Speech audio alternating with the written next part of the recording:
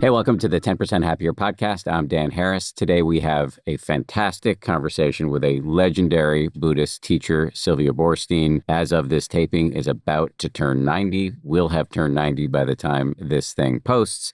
And we talk about how not to miss your life, how to accept life's ups and downs with a measure of grace, the best way not to be depressed, how to talk to yourself in moments of anger, and the fact that we're all going to be all right. It's an incredible conversation. Just a little bit more about Sylvia before we dive in here. She is a co-founding teacher of the Spirit Rock Meditation Center. She has written 5 books, including Pay Attention for Goodness Sake, It's Easier Than You Think, and Happiness is an Inside Job. We'll be right back with Sylvia Boorstein. A few things before we hear from our sponsors. I highly recommend that you head on over to danharris.com to check out my newish meditation app, 10% with Dan Harris. Right now, we're in the middle of this really cool series where every Sunday, the legendary Dharma teacher Sharon Salzberg is leading a live session where she does some teachings on the Buddha's Eightfold Path. You can think of the Eightfold Path as the Buddha's foundational list. It's his cookbook for leading a happy life. Sharon does some teaching on one aspect of the path. She guides a meditation, and then she takes your questions. We're in the middle of it right now, but it's not too late to join. You can sign up at danharris.com, and you can watch the first few sessions on video replay and then join the rest of them live. It's really cool. One of the keys, I believe, and this is an evidence-based assertion, one of the keys to starting a habit or maintaining a habit like meditation is doing it with other people. And that's what we're doing over on 10% with Dan Harris. Life is better in the carpool lane. Join the party. We'll be right back after this. This episode is sponsored by BetterHelp. We talk about mental health more openly these days, but asking for help can still feel hard, and BetterHelp's latest research confirms this. BetterHelp's 2026 State of Stigma report surveyed 2,000 Americans and revealed that 85% of Americans believe getting support is wise, yet 74% say society discourages people from doing so. I find these numbers personally quite disturbing. Nobody should feel stigmatized for getting help. You don't feel funny about getting your heart checked, so getting your brain and mind checked should be completely fine. I see a therapist, have seen a therapist since I was a little boy. It is an enormously helpful thing to do, and it's also, not for nothing, not self-indulgent, because taking care of yourself helps you be better resourced and better prepared to take care of other people. With over 30,000 therapists, BetterHelp is the world's largest online therapy platform, having served over 6 million people globally. Don't let stigma stand in the way of support. Start therapy with BetterHelp. Sign up and get 10% off at betterhelp.com/happier. That's betterhelp.com/happier. Sylvia Boorstein, welcome back to the show. I'm glad to be here, Dan. Let me start with the obvious question. So you're, as we sit here today, a few weeks away from your 90th birthday. I am.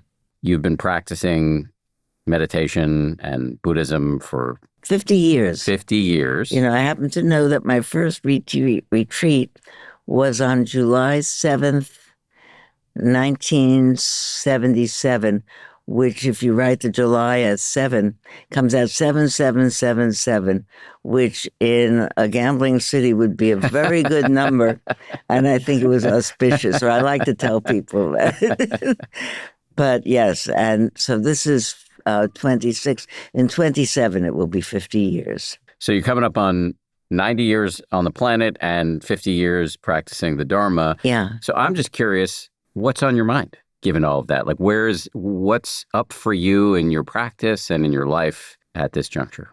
I thought about writing a book. I might or might not try to do it. But if you write a book, you have to plan 2 years. And there are all those bad jokes about at my age, I don't buy green bananas and all that kind of stuff. I don't start to write a book. And I don't know if I'm as witty or as anything as I used to be. But it's different now to be writing a book. What I started to say was my first book was called "It's Easier Than You Think: The Buddhist Way to Happiness," and I thought I would write a book called "It's Harder Than You Can Imagine: Coping with Being Seriously Old," or just being seriously old. Because all of a sudden, the skills and the competencies and all the things that you've honed and accumulated and guarded and taken vitamins to maintain and who knows what, all of a sudden they start not working anymore. And you have to think, I can't do that. I remember the first time I came home from some evening thing that I came home fairly late, and I had a half-hour drive till I got home. And as I was driving home and it was late in the evening, I thought, I'm too tired. I really shouldn't be out. Anyway, obviously, I made it home safely. But I got into my house and it was quiet. My husband, who's now my late husband, was there and in bed asleep. And I remember coming in the front door and there was a little room right there. And I went into that little room and sat down. And I thought to myself, I'm too tired. I'm really tired. And I had been in my life a very physically energetic person. It was not my way to be tired. And I can remember that was the first time I thought, I'm tired. That do you get tired? I don't get tired very. Or prior to that, I didn't get tired, and now I do. And so that took a little getting used to. I get tired. So I think what you're trying to say is, or at least one thing you might be trying to say is, at nearly 90, the teachings of the Buddha around impermanence do not feel theoretical. No, they are real. And as a matter of fact, I remember hearing when I first started to practice, when people said, here's a big thing is old age, sickness, and death. And because of old age, sickness, and death, when the Buddha made his way out of his secluded life and looked around, he saw the secrets, the big realizations of old age, sickness, and death, that those three teachings, which he presumably saw in that fable, he thought, there's got to be something else to do. But, he didn't really say what there was to do, specifically about old age, sickness, and death, except whatever comes along to be able to accept it with a certain amount of grace. One of my good friends, when I was still a young person, probably in my 30s, a friend of mine died, a person I still admire very much, because he was, actuarially speaking, too young to die. He was a young man with a family and a profession and everything going for him. And he got an unfortunate cancer and he died. He wrote a letter to all his friends to get sent out to them. And he said, I would have wanted more, but I never wanted other. And I thought to myself, wow, that's the kind of mind I want. That I never wanted other means, like now a person is 35 or 45 and gets a diagnosis of something for which there is no cure. To be able to say, well, I would have wanted more, but I never wanted other, would be heroic. It would be amazing. It would be so different. That's not fair. Why me? Why me? Why me? And I think that's the crux of the whole teaching, is we get born with this one life at this time, and then things happen. And you don't know whether it's going to be tomorrow or whenever it's going to be tomorrow. Sometimes I look at a whole classroom of people, and maybe there's 50 or 100 people there, and I say, can you imagine how many streets we collectively crossed our whole life without any of us getting killed? Because all of us are here in this room. That's amazing. There's 50 people living approximately 50 years. It's a miracle that you live a whole life, that one or another accident doesn't befall you on the way. And to be able to say, wow, which I am trying to do these days. It's fantastic. I get to be 90. and I did not get run over yet. And the bridge that I was driving over or being driven over, because I don't drive anymore. That's another big thing. Okay, you got used to not being able to do this. Now try this. No more driving. Okay, now try this. See if you can do this. And to be able, that I think is the job when you start to get, it's always the job. Can you do this? Can you accept Whatever with it grace? is, whatever Yes. it is. You have described several collisions with impermanence.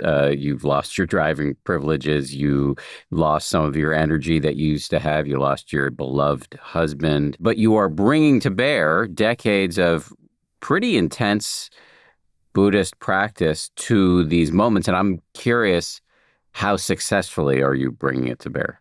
The honestest answer is better than I was 6 months ago. Been about a year since I moved into this new place where I live.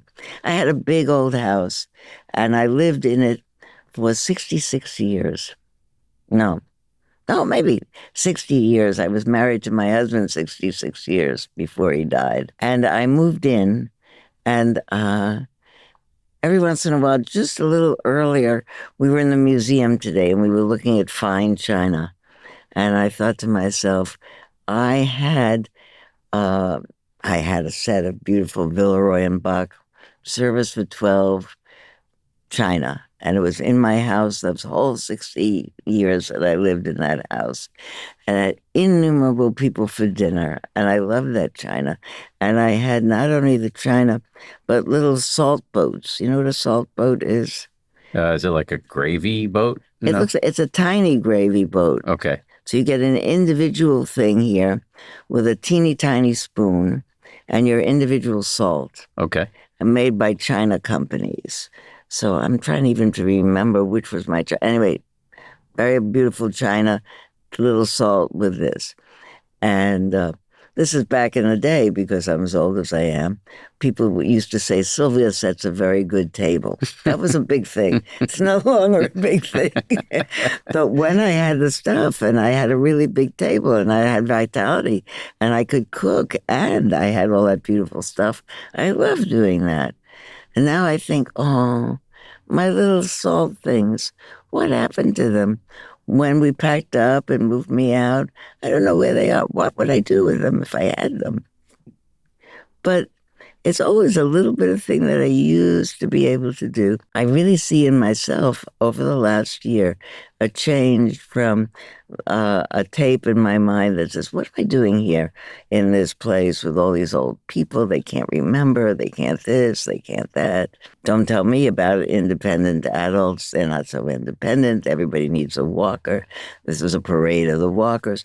A kind of an irritable tape playing in my mind.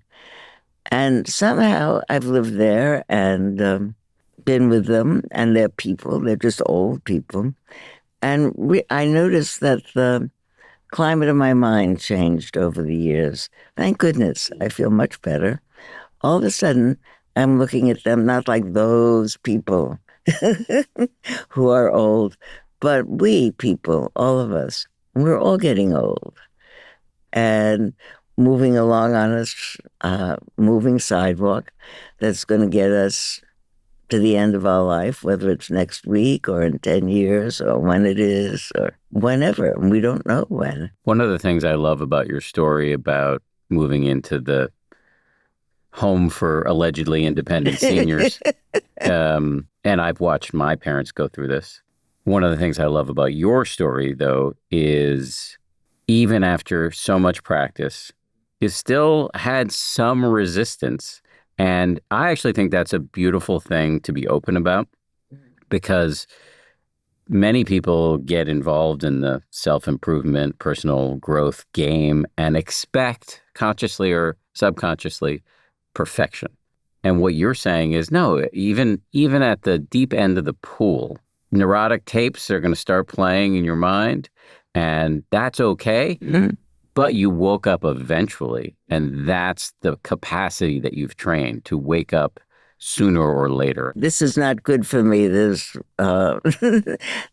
feeling badly, poor me. Look at this. I'm stuck with all these people. Because I think the whole thing about the mind unfolding is not so that we could have any heroic energy to sit immobile for an hour or two, or still the mind, or not get upset. There, that kind of heroic conquering the mind was never really interesting to me. What I'm interested in is the ability to turn my mind into something sweet and loving, because you feel better when you do. Oh, I forgot about that story. I'll tell this story. Okay, then I'll tell you another story on the top of that. Is I'm that here all right? for all of it. Yes. Okay. I was flying on a plane from San Diego to San Francisco, I don't know, 20 years ago at least, because it involves one of my daughters. 30 years ago, flying on a plane, and there's rarely any kind of bump. It's a 50-minute flight. It's not that long. It's rarely bumpy. And I'm flying along, minding my business, and there's a person sitting here. I haven't even really changed a hello with her. And all of a sudden, out of nowhere, the plane goes, some serious shaking. And without thinking, I put my hand out like this, and she took the hand, and we sat like that. We sat holding hands for about 60 seconds, however long it went on. And then it smoothed out. And the captain came on and he said, ladies and gentlemen, I'm sorry. That was what we call a mountain wave. And we can't see them in advance. Really sorry about it. But they're rare. That's near the coast. So don't worry about it. Meantime, we're still holding.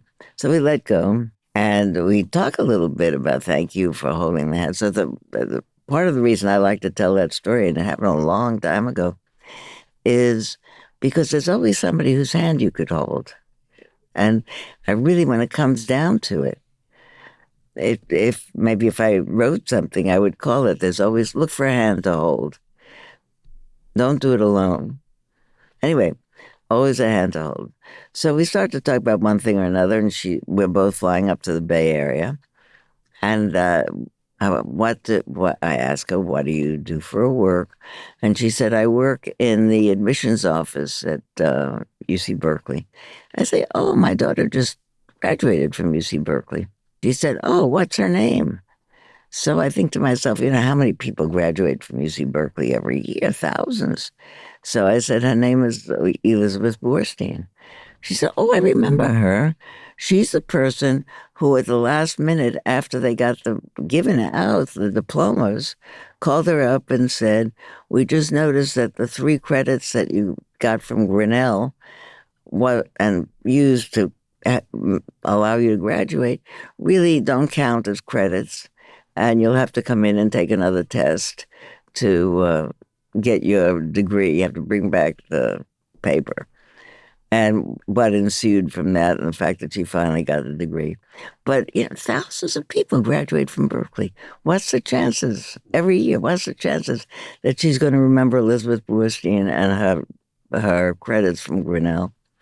And I thought, you don't know who this person is. Everybody is 2 stories away from you where you are. If you talk long enough and you're interested, you find that out.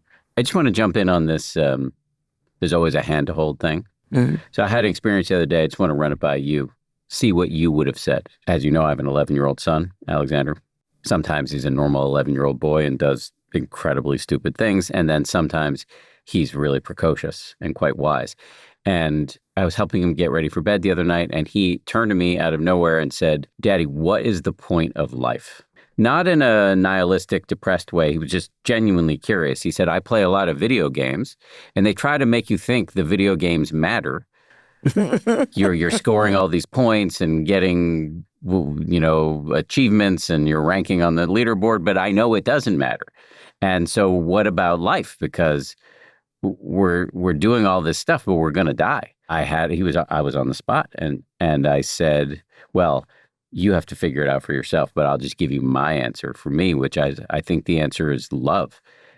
There's always a hand to hold. We're in this confusing situation, born without being consulted on the matter, dying, we don't know when, most of us. And so what's the point of this whole thing? Be useful. Hold somebody's hand. I think that's great. What did Alexander think? Shockingly, even though I was being very cheesy with him. He considers answers like that to be cheesy. He was like, yeah, that tracks. I like that answer. He must be a nice young man. He's a regular 11-year-old boy in many, many ways, and makes fun of his father. And sometimes I'll say, "Good morning, Alexander." I'll say, "Good morning, loser." But I know it's funny, and I deserve it. He tells me 75 times a day that he loves me. So he's just a very sweet kid. That's lovely. Yes. Would you agree with my answer about what's the point of being alive? Here we are all of a sudden. I have no idea how I got here so fast. It seems to have happened like I missed whole decades, and I didn't. I was always very busy. I was never incapacitated. But all of a sudden, boom. Where did that come from? It just goes by, and I don't feel like I missed it, but I'm surprised that I think about limited number of years I might yet live. It doesn't matter. Everybody doesn't know how much longer they're going to live. It's a miracle, actually, that we get up in the morning with remembering who we are, as long as we do, and where we came from and what we thought, and with a coherent idea of what's going on. When I talk with people who don't have a coherent idea, I'm really moved by it. But the moved is to get moved to say, where are you going? I'll take you there. You were talking before about how what you think the point of the practice is to make the mind sweet and to be warm toward other people, because that's what makes you happy. And I sometimes think of that, and I'm kind of borrowing from the Dalai Lama now, as the highest form of selfishness. I don't know if it's selfish, but I think it's ultimately the best way to not be depressed, to connect yourself to, first of all, who's sitting and playing next to you, and second of all, that whatever elision takes place in the mind that connects this event to all events ever, that even when I die, it's not just me dying. It's this whole circle of life just turning and turning and turning, and people borning and people dying, and people borning and people dying, and not separate from me. And sometimes I've had an experience. I was walking along in an airline terminal at some point, 20 years ago maybe, walking along in an airline terminal, and here came a person walking towards me, a big person, I guess a dad, and he had strapped to him with one of those things that you put a baby in, baby Bjorn or whatever it is, with the baby facing out, so not sometimes in, facing out. And I'm walking along, and here comes that person with that baby. And baby's got his eyes open. And I look at him, and my imagine is that he looks at me. It seemed like that to me. And that it seemed to me, or the story my mind told, is we saw each other in that moment. And I thought to myself, that baby is me in a newer version, just starting his trip, or hers, into the rest of their life, and I'm already over the curve, coming to the other. But we're not separate from each other, or for anybody else in this terminal who's going and coming and going and coming from whenever they popped on to wherever they're going to get off this earth. And we're not separate from each other.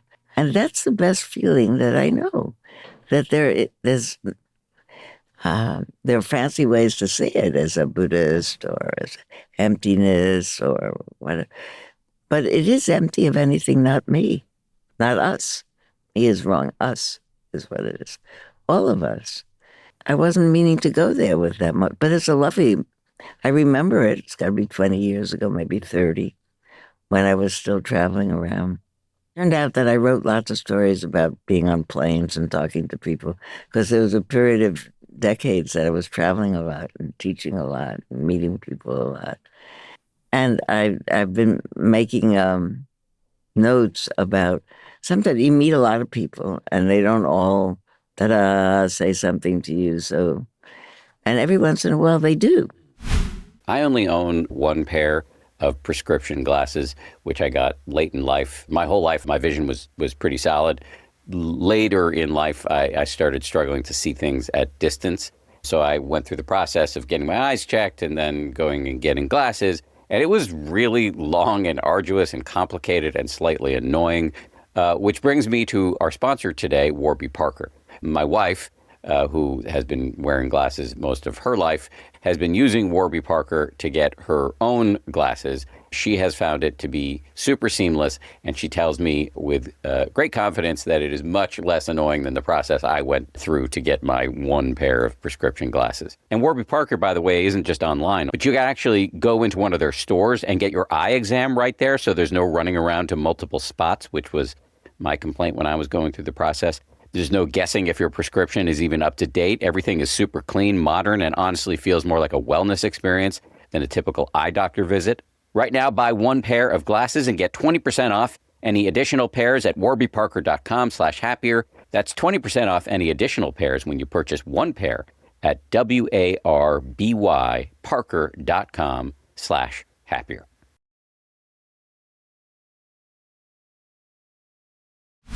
I was teaching a yoga class one time when I was 35 or something, and in a local community college, and I taught a class, yoga for seniors, and I was at that point somewhere between 35 and 40. It's ridiculous. People aren't getting married until they're 35 or 40 now. Here I am, older adult, teaching a yoga class. And a lot of people came, older adults. And I taught it, and I welcomed, I remember he had those kind of Yitzhak Perlman crutches, half crutches. And he came in and he said, my friend John here, he comes to this class. He said it would be good. I says, fine, find a mat, sit wherever you want. I will leave you alone. And if you need any help, let me know. But otherwise, anyway, my way of teaching was not to fix people up and go around this, that. I did my own practice in the front. And whatever people could do, they did. So I do my whole thing in the front. And at the end of the time, when it's over, people are putting their stuff away and getting ready to leave. And I see he's getting ready. He's standing up and he's ready to go. And I go over to him and he says, I want to thank you so much. He said, you're a very good teacher and I enjoyed your class, but it's too hard for me. So I won't come back again. So thank you very much for having come. And he walks off to the door. And he's about to go through the door. And he turns around and he says to me, I just wanted you to know that I was a member of the United States. In 1904, I was a member of the United States Olympic rowing team. You see, I got you. Yeah. Doesn't that get you? Yeah. Yeah. That he wanted to tell me that. Now I'm tearing all up. That he wanted to tell me that at that moment. And I thought, boing. And it's happened a lot of times that somebody says something and people say, hundreds of things to me. Somebody says something and I think that's like a communication from on high. I just want you to know that I was once upon a time, da-da-da. And I took away a lot from that. What did you take? I have to tell another story. My teacher, Rabbi Zalman Schachter Shalomi, said when something happens to you and it's really important, like it was something you did well or something that you suddenly understood well, he said, make it like a deposit. It's like winning something. Make a deposit in the safe deposit box in the back of your mind and put it in there. And sometime in your life later on, when you're feeling a little low, go through your deposits and see what you have there. What's valuable. That happened when I was 35, so that's 55 years ago. The fact that he had been an Olympic rower and felt the need to tell you in the context of him not being able to do very gentle yoga, To me, it speaks of impermanence. It speaks of the human need to be seen and recognized. Anything else it says to you? I'm also thinking about it. What I think about was I think he liked me, and he wanted to touch me with a story about him that wasn't infirm. Right. And that I am glad that I went over to talk to him so he could tell it to me. And he probably felt good afterwards. So it's another hand to hold. It's another hand. To be able to hold a hand is really, we're all just doing this. Somebody wrote this. I don't remember if it was Ramdas who said, we're all just walking each other home. But that always touches me when someone says that. We're all just walking each other home. Or you didn't take the bait before when I used the word selfish. I was kind of picking up on the Dalai Lama's term of wise selfishness, that we're all selfish by nature. That's just part of the human animal. Yeah. But the highest form of maybe self-interest would be to, as you said before, turn your mind into something sweet so that you're inclined to hold the hands that need to be held. Yeah. I remember in stories. And what else I'm discovering is that when I meet somebody and they say, "Oh, Sylvia Boorstein, I read all your books. I'm so happy to meet you." And the story I like best, because I teach by telling stories because I don't want to pontificate.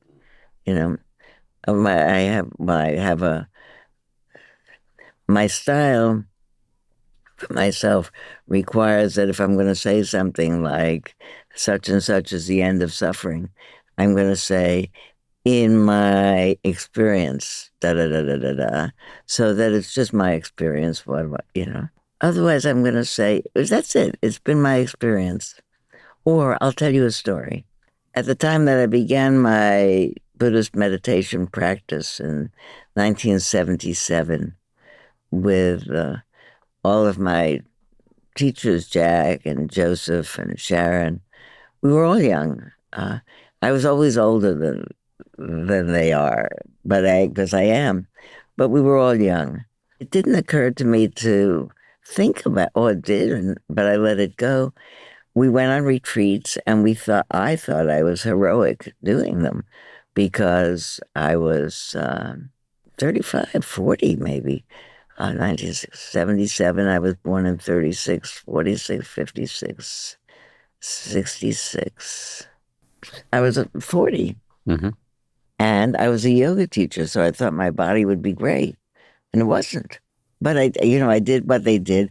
And for me, what it was in the beginning was I was proud of myself when I could finally sit on the floor on a zafu and sit for a whole time and sit still. And I thought that was great. And I didn't even think to say, by the way, what's the end game? What am I supposed to learn from this? Why am I doing this? A friend of mine who recently died, I'm discovering how many times I'm telling a story now and I'm having to say a friend of mine who recently died because it's a recent phenomenon. Anyway, my friend Mary said, tell anybody. My friend Mary was a Dominican nun.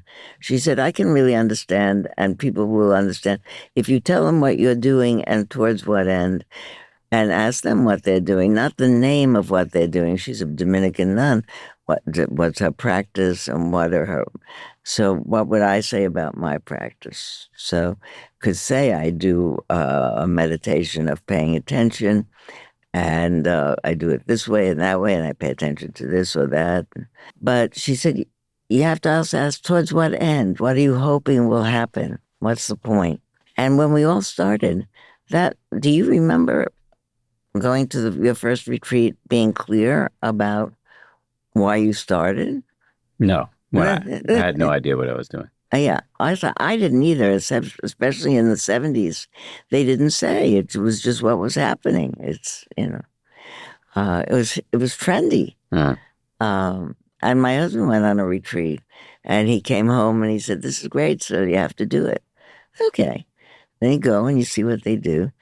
And anyway, fast forward, I got to be able not only to sit still, but actually to be able to quiet my attention and really begin to see things in a new way. And I don't remember a lot of people saying, everything, your something will fall away and the heart opens. But what's going to really happen to me? What?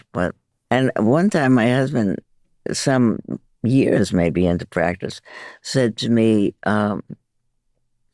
"What's happened from all your practice, Phil? What's happened? What's changed?" And I said to him quite seriously, I said, "I became kind." And he said, "You were always kind." And I said, "Well, I became kinder." And then I think that's profoundly what happened. And I didn't become kinder because all the practice just pushed all the aggression out of my mind or beat me down. I think what happened is that as I paid attention, I began to see that really everybody is suffering.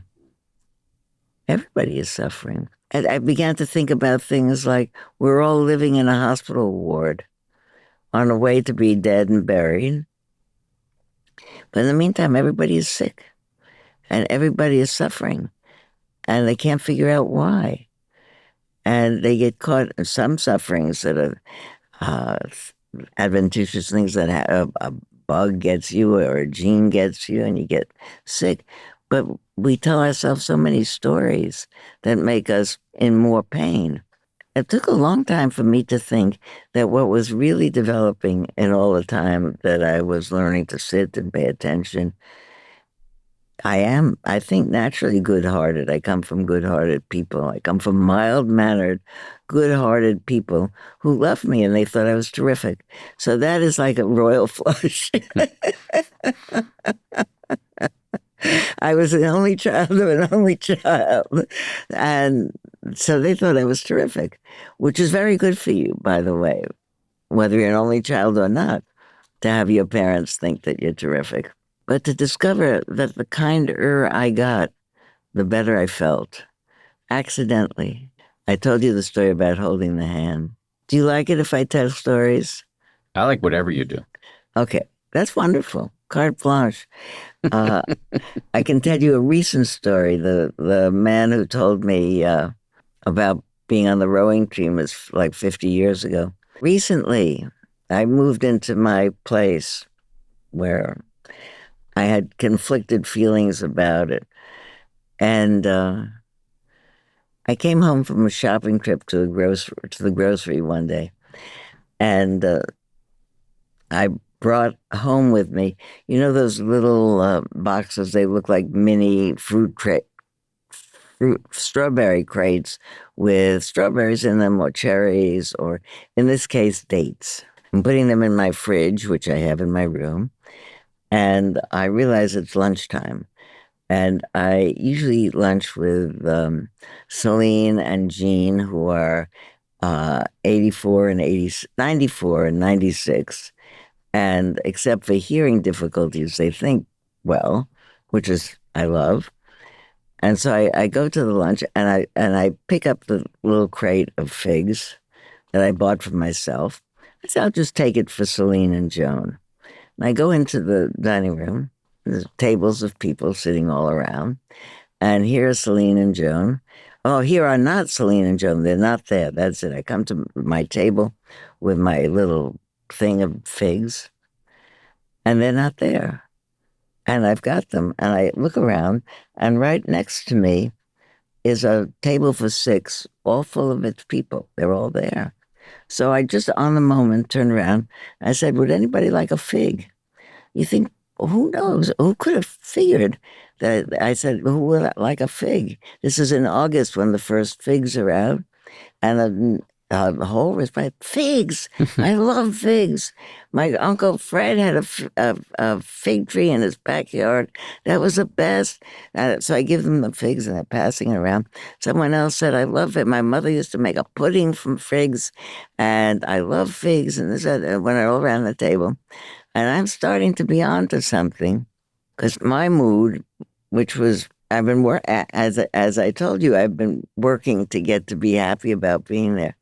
But now they were so excited about the figs, I could feel myself coming all excited. So they finished with the six of them, and I see here's another table for six. Say, anybody want a fig? Ah. So I suddenly realized that I am having such a romp giving out the figs. That I wanted to give them out more than I wanted to have a fig. So I give out more figs. Then I sit down back and I go back to my table where Celine is then there with Joan. And I give them the last three figs. I don't think I had any. But I thought to myself, that's it. It is kindness that dictated do that. And then as I'm doing it, I realized I was getting really happy. I didn't need the figs. I just need somebody who I can be moved about and do something for, and then I'll feel happy about it. And I really was so buoyed up about that. And think about all the different kinds of Dharma stories I've told. And mostly I tell Dharma fables, but mostly I tell people my experience, what works. I think what happens over the year, or what I would say now, what happened over the years is I discovered about myself, and I think it's true for other people, that when we are connected to other people with a positive energy, we feel good. Yep. That's it. You said earlier that when your husband asked you, what's the impact of all the practice you've done, Sylvia, you said, I got kind. And he said, you're already kind. And you said, well, I got kinder. That raised a question in my mind. We live in a very angry time. Mm-hmm. There's a lot of political polarization. There's economic inequality, which is creating a lot of anger. There's a lot of fear and anxiety about encroaching technologies. I'm curious, do you get angry? Certainly, sometimes I do, but I try very hard to not go with it. I tell people when they say, how much do you practice every day and what do you do? What is your spiritual practice? Do you sit every day? What do you do? Do you do metta practice while you sit? I said, my practice, I think, from the moment I wake up in the morning, is to be mindful of the presence or absence of ill will in my mind. And as soon as I feel that ill will is arising in my mind, I address it because you feel it. I'm really getting restrained about not watching television. I don't not read the news. Actually, I get the New York Times in California. I get the New York Times delivered to my door every morning before I wake up. I go to my door at 6:30 in the morning. There's a good old New York Times. If it's not there, anger arises. Because anger arises whenever something didn't happen and you thought it should have.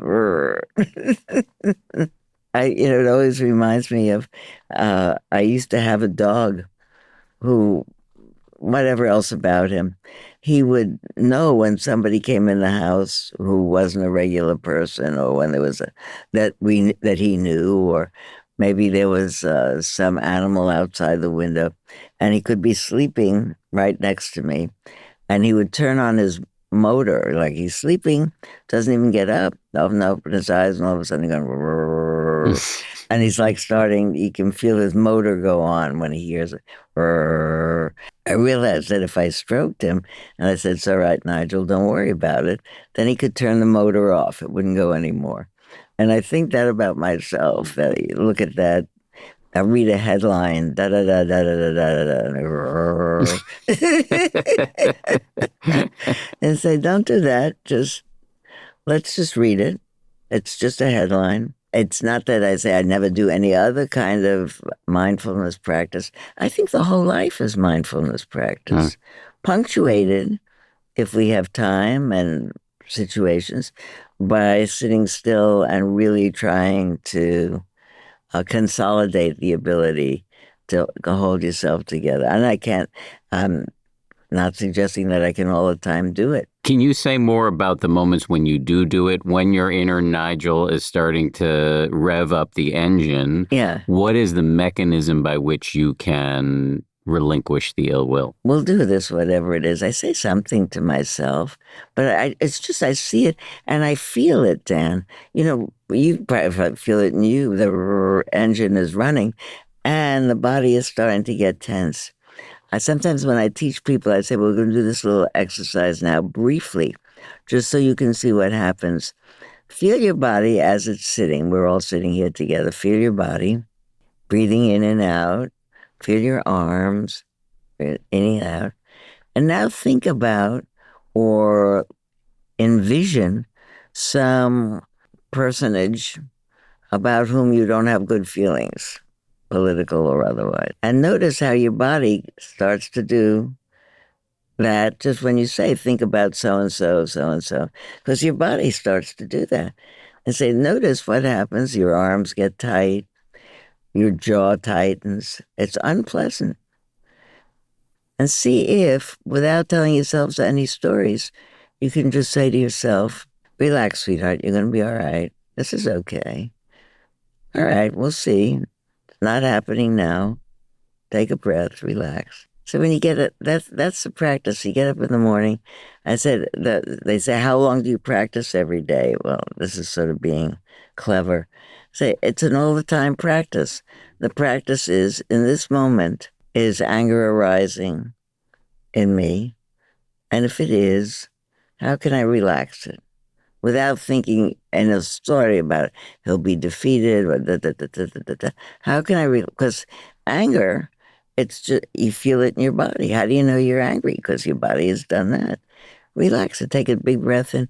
And if that doesn't relax, you say, sweetheart, take a breath.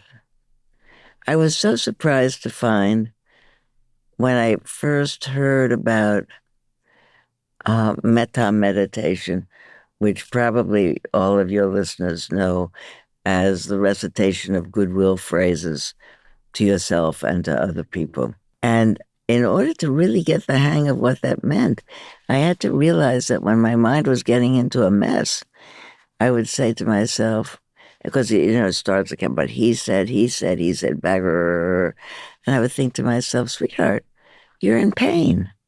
I mean, that's the honest to God mindful assessment of that moment when the mind's doing, sweetheart, you're in pain. Get a grip. Take a breath. Let the breath in and out, in and out. Sometimes I say things like, I'm in pain and I don't want to be in pain. Take a breath in and out. Everything that arises passes away. This moment is going to pass away, but I'm going to pass away first. No, you're not. That's the practice. And you do it all day long. It never fails to fascinate and reassure me that we can learn to talk to ourselves. It's like we have our own meditation and Dharma teacher in our head that we can harness and use on ourselves. A very lovely thing happens to me as years have now passed since I began doing that. I meet people and they say, I sat with you 8 years ago, 6 years ago, and the best thing you taught me was to say to myself, sweetheart, you're in pain. Take a breath. And then I do that, and I feel better. I don't solve the world situation, but I don't make myself worse. You said you wanted to talk about your version of the Buddha's Four Noble Truths, and you might reduce it down to three noble truths. The Four Noble Truths, anyway, I think is three noble truths. And the fourth one is just a filler to make an index for a book. That if then there are none of them, they all require some sort of exegesis of what this all means. But the first one, which is life is difficult for anyone. And the second noble truth, that we make it worse than it needs to be by not being able to say, this is what's happening. What should I do? Which might be one of the things I might do was to do some ameliorative thing or a kindness to myself or something. And the third noble truth, which is lovely, is if the second noble truth is we make it worse, the third one is we don't have to. The more thoughtful we are and the more kindly we are to ourselves. But I think for a long time in the beginning, I had a trouble with the life is difficult. One of the ways I was always looking for some way to not say life is difficult because it's more dour sounding than I want to say life is amazing. That we woke up again and that I'm still here. But we'll go back to anyway. But it's hard once you get born. Inevitably, you feel comfortable and then you don't, and you feel comfortable and then you don't, and the whole life is you feel comfortable and then you don't. And to be able to feel secure that if you let your needs be known to other people, they'll take care of you. And for babies for whom that's true, I feel so good when I see someone taking care of a baby in a solicitous way. And so dismayed when they're not paying attention to what was his name? Doesn't matter. Child psychiatrist a long time ago. Anyway, said, don't need to have a book on instructions for how to raise a child. You're its mother. You'll figure it out. Child's crying. They're trying to tell you something. They don't feel good. If they felt good, they wouldn't be crying. So if they don't feel good, you have to figure out what's going to make them feel better until they're in a place where they can tell you what they don't feel good about.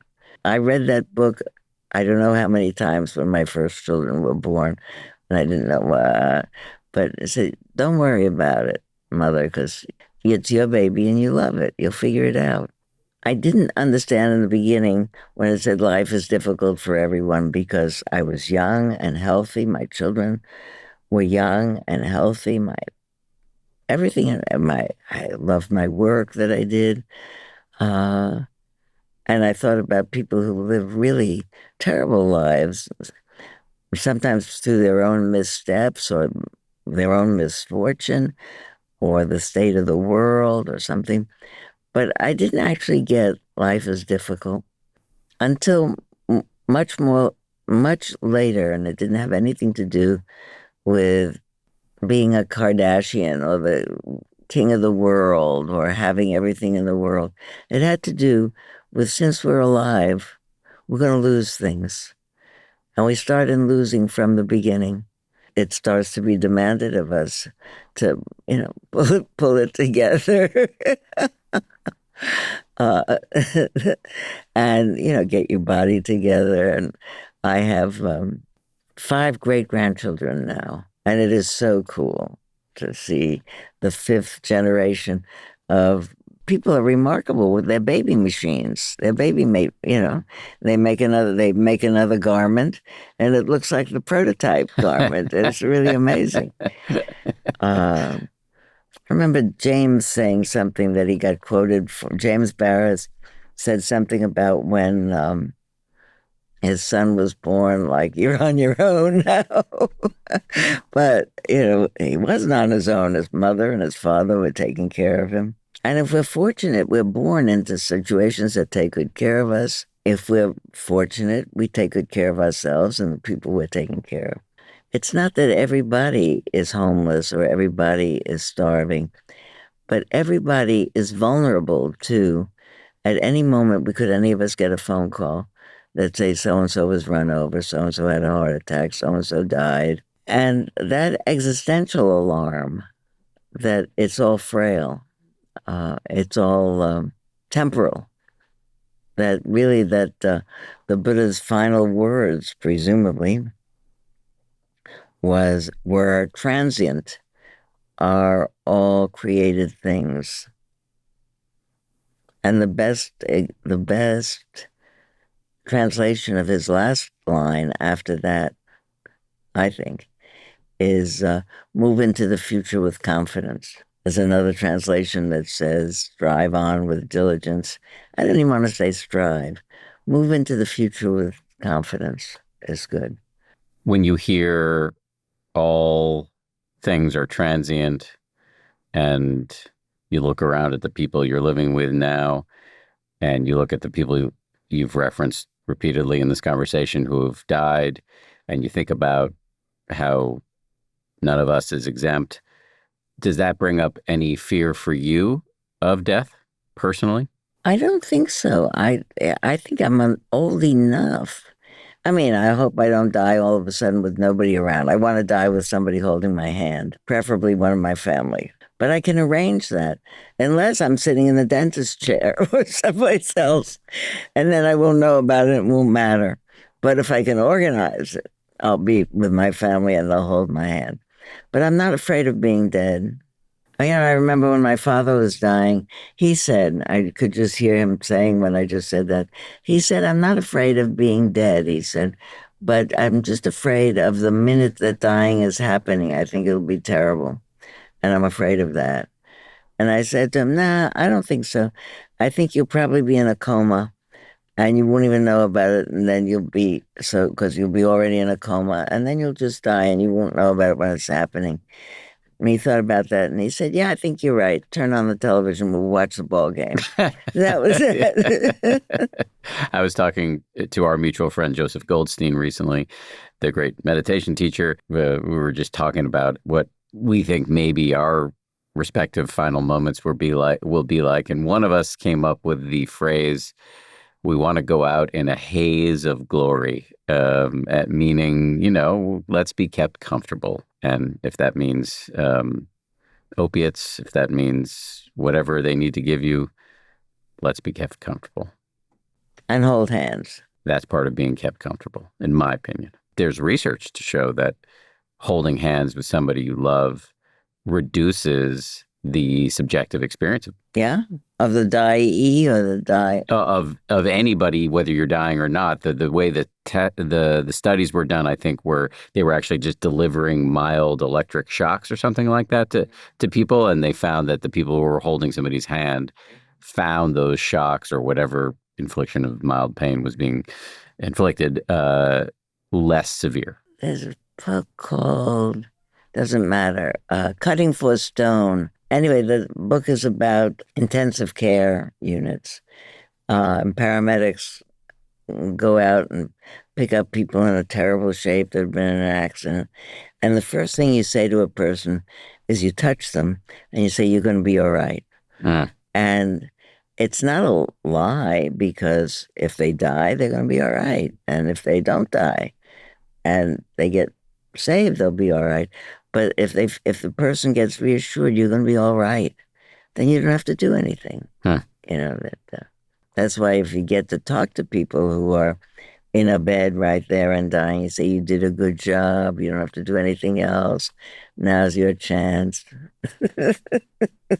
I'm laughing because when I was doing that with my father, he spent some days in a coma trying to die, and he didn't die.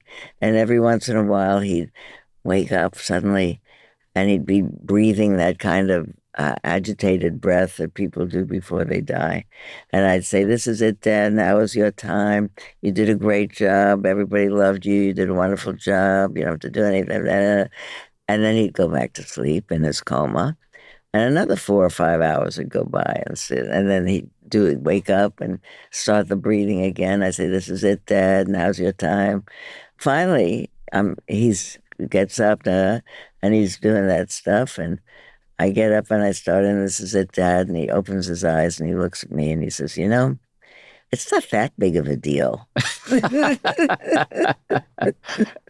So that's it. This is like the Seinfeld version of the end of life. That's it. It's not that big of a deal.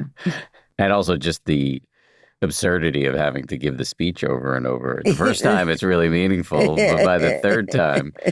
So for you, again, you don't, even as you've been surrounded by people passing away, you don't experience terror at the thought of the end, whatever that means. I have a fear that something will happen, or I don't have a fear that's active, but what I really don't want to have happen is any of my progeny or their progeny should die before me. I get to go first. That's, otherwise it'd be too hard for me and for any of my children, I actually know in my right mind that whatever happens, you deal with it. You can't change it. But maybe I feel like if I just say it out into the world, then the cosmos listens to me, and that I really have some power over it, which I know I have nothing. Meaning, if you say it aloud, it somehow forestalls the eventuality. No, if I say enough, that just, like I don't think there's anything that I can say, arrange my death this way or the other way. I don't think there's anybody listening to what I have to say about that. But if there was, I would say, if there were, I would say, I go first. That's my thing. Because I don't want to deal, God forbid, with the pain of my children were they to lose somebody. I don't want to do that. If you could go back at age 90 and talk to Sylvia at, say, 40 or at some point in midlife, what advice would you give? That's a really interesting question, Dan, because one of the things I feel like my life in a certain way has been blessed, not in some magical way, but at different points, people have said, why don't you try this, Sylvia? And I said, okay, I'll do that. And someone else would say, why don't you try this? I said, okay. I tried a few things that I didn't like. They just weren't my thing.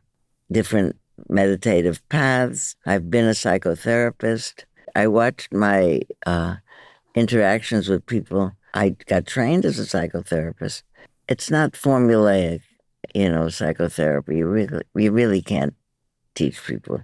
I mean, nowadays you can tell people about pharmacology, and there are a lot of things that people do, which I certainly don't have any problem with people doing.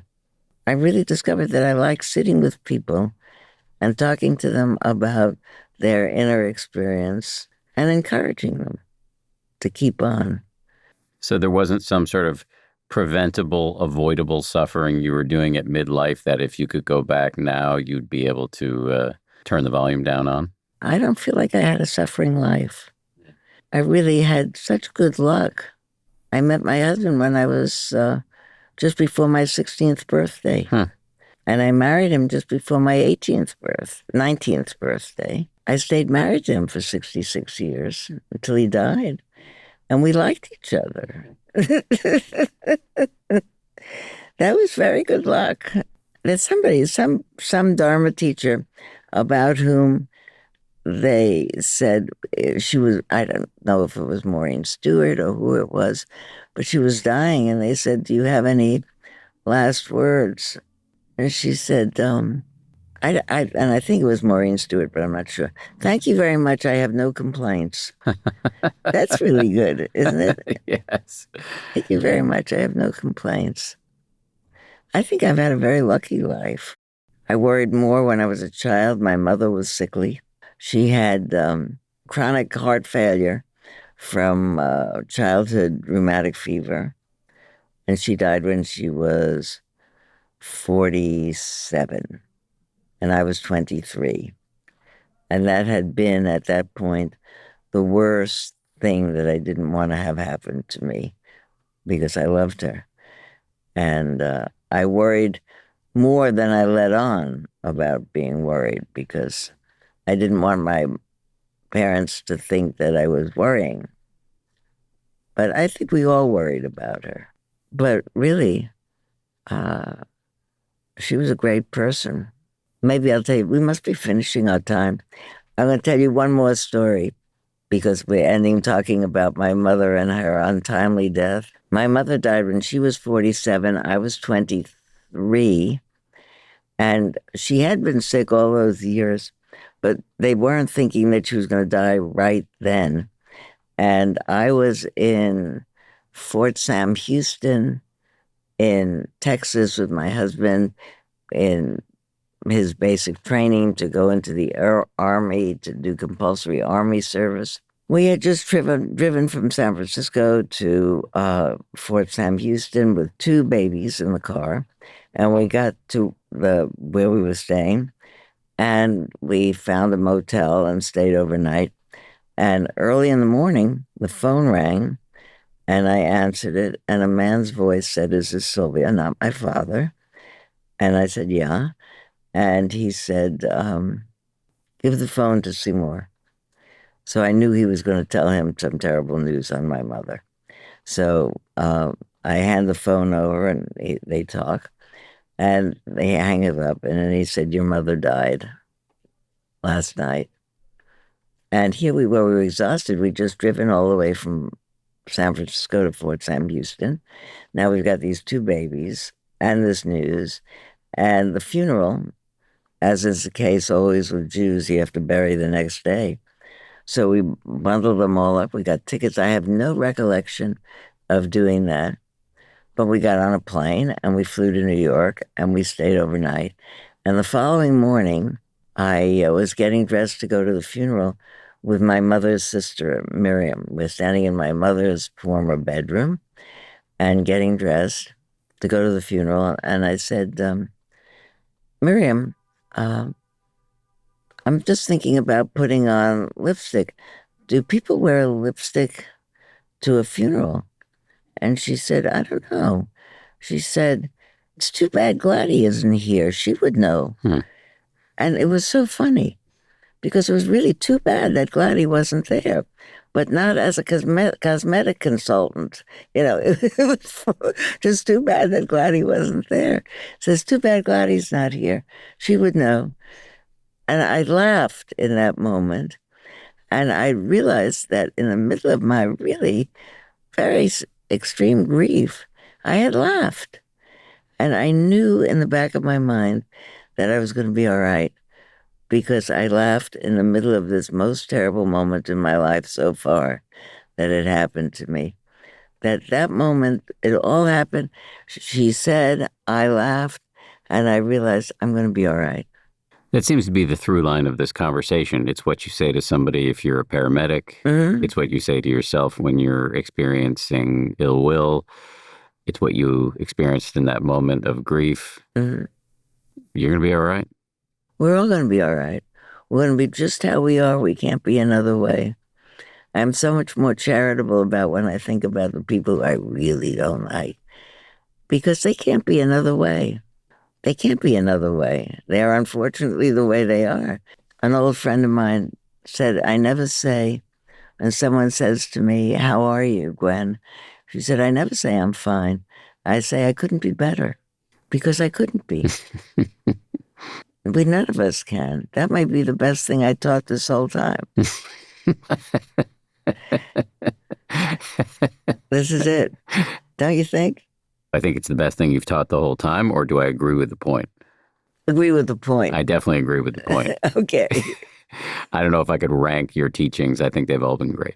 Thank you. Thank you. This is awesome. I'm so glad I and my team and I were able to talk you into taking time out of your vacation here on the East Coast to spend some time with me and, by extension, my listeners and viewers. Really appreciate it. I'm really happy to do it, and I love doing it.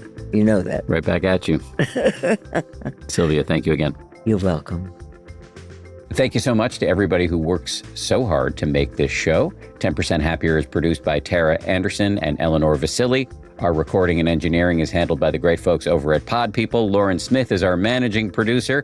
Marissa Schneiderman is our senior producer. DJ Kashmir is our executive producer. And Nick Thorburn of the great indie rock band Islands wrote our theme. Also, one last thing before you go, remember to sign up for my new app, which is called 10% with Dan Harris. You can sign up over at danharris.com.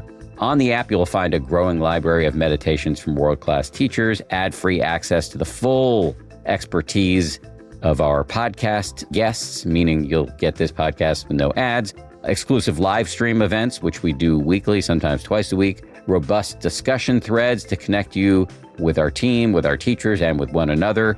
There's a free 14-day trial if you want to try before you buy. Peace.